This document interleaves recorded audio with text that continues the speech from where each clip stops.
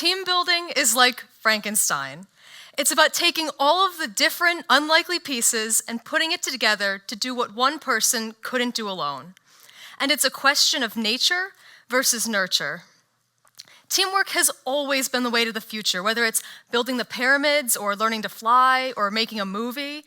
And I really love movies. I'm a fan of a lot of stuff: comics, musicals, sci-fi, fantasy, everything. And I'm a huge fan of Mary Shelley's 1818 novel, Frankenstein. Whether it's the fun spookiness of it or the excitement of reading something so famous, I just love it. But what I love the most of anything that I've ever read or watched is that it all can be applied to something somewhere. As our protagonist advises us in chapter 4, learn from me, if not by my precepts, at least by my example. In just this case, I'm using team management and Frankenstein to better understand how to be a leader. Most of us are familiar with the irresponsible young scientist Victor Frankenstein, and no, he wasn't a doctor, he dropped out of medical school. But just like Steve Jobs, he was still a successful genius. His famous creation, a patchwork of a reanimated corpse, awakes, and he flees immediately because he's terrified, and I would be too. And I'm sure based on all of the movies and pop culture that you guys have probably seen of him, so would you. But just like dear old dad, the creature is a self-taught genius too. He learns how to survive in the wild on his own. He learns how to speak and how to read. He's clever and curious and incredibly good-hearted. It's only when he's rejected by his creator and society that he becomes the monster that we do know. Only he's much more coolly calculating and dangerous. It's no surprise that by the end of the book, he's gotten away with 5 murders, 6 if you count Victor's. To me, Frankenstein's creature was a team run amok. It wasn't that he was made of bad parts, but that he lacked guidance. All of those mismatched parts actually helped make him better. He was big and strong, he was tireless and resistant to the cold. Victor was fantastic at making a team, but that's never just enough.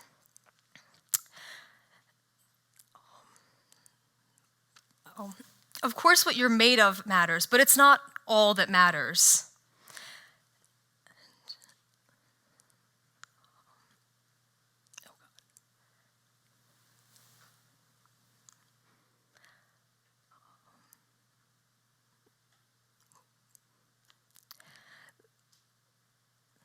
Sorry.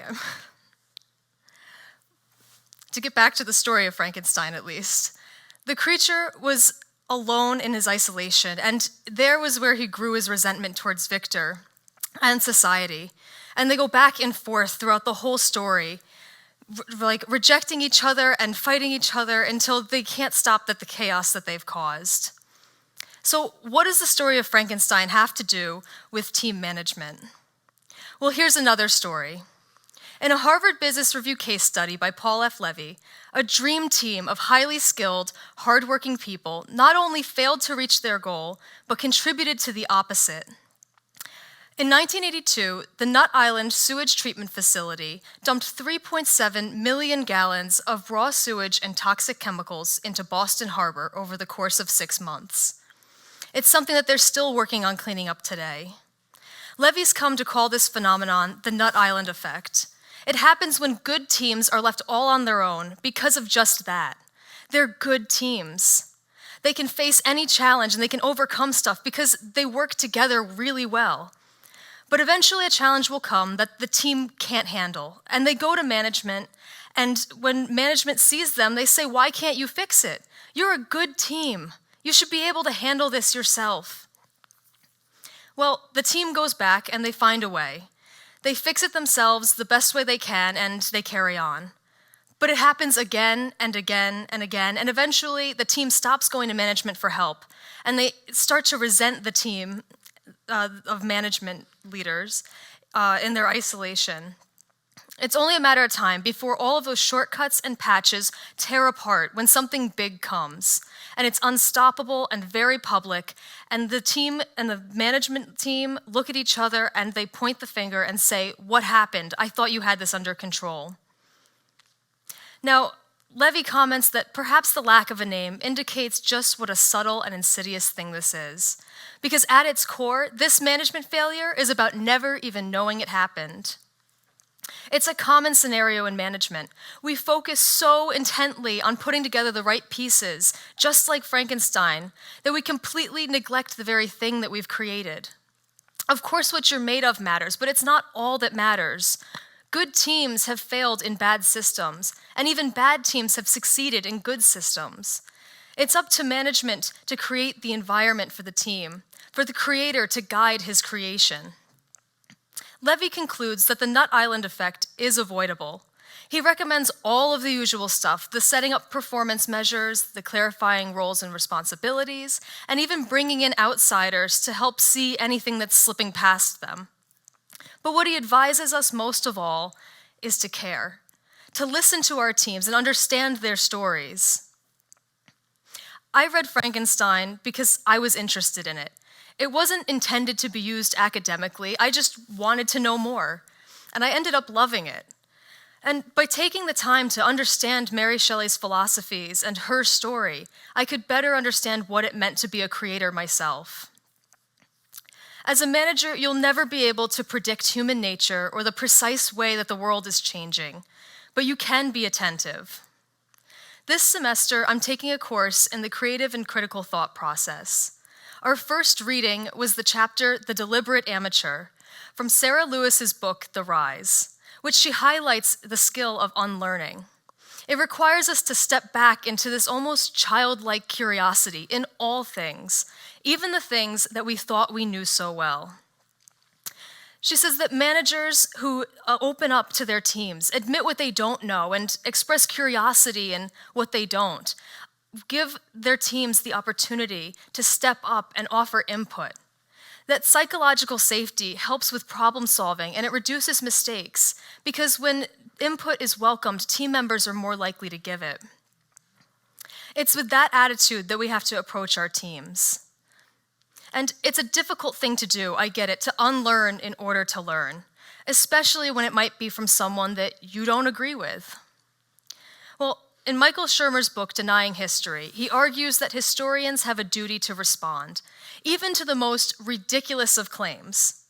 He says that to let these false ideas of what might have happened just sit and be dismissed actually doesn't get rid of them, but allows them to fester out of sight. He says that for evil to triumph, it only requires that good do nothing. Instead, historians have to sit down with any of these conspiracy theorists or alternate views and hear them all out, right down to every detail, and argue for or against them to really see what the problem is and the root of what the person's story is. When they do this, then they can decide if it really did happen or didn't. They recognize that their goal isn't to defend what the current idea of history is, but instead to find the closest thing to the truth of what really happened at a historical event. In a less extreme sense, teams have to be open to hearing every idea. Maybe the current way of doing something has been working, but it could be better. The only way to know is to try every possibility and hear every idea. Don't be afraid of the new idea. It's not Frankenstein's monster. Instead, challenge it, and it'll either prove why it's the way, or a newer, better way will come. And don't we all want to know the easiest way to do something if we have to get it done? Frankenstein is classically used as a cautionary tale to not be too bold, but I never saw it that way. It's a cautionary tale of rejection. Victor rejects the input of his professors, he rejects his creation, society rejects his creation, and the creature rejects both of them in turn. They go back and forth the whole story right to the very end, when they reject the possibility that they might have been at all a cause of all of the chaos. The real tragedy of Frankenstein, though, is that both Victor and the creature were once so open and curious. I mean, look at what they accomplished when they were. Victor discovered the mystery of life, and he succeeded in creating it. And the creature discovered fire and learned to read and understand complex philosophy about his life and his existence. It's a tragedy that plays out every minute of every day. We all lose that childlike curiosity that once helped us learn. But the best thing that we can do is hold on to it, as ourselves or as managers. It's all we have, and it's something that you're born with. That's what's in your nature, and it's in the nature of all of your teammates. It's up to us as managers then to nurture the team, to stimulate them with variety and psychological safety.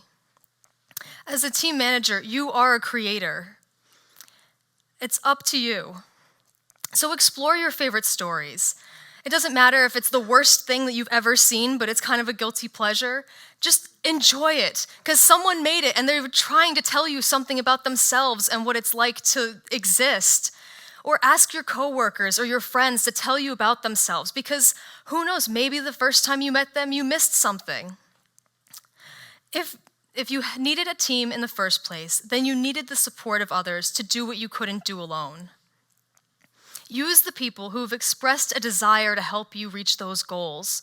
Just like the creature, everyone wants somewhere to belong and to be heard. Bring them in, help them help you. Recognize the humanness in your team. It's not a monster that's out of control, and it's not just a show of your leadership position. It's an opportunity for you to connect with others and to expand your horizons. That's how you not only plant, but grow the seeds of innovation. Thank you.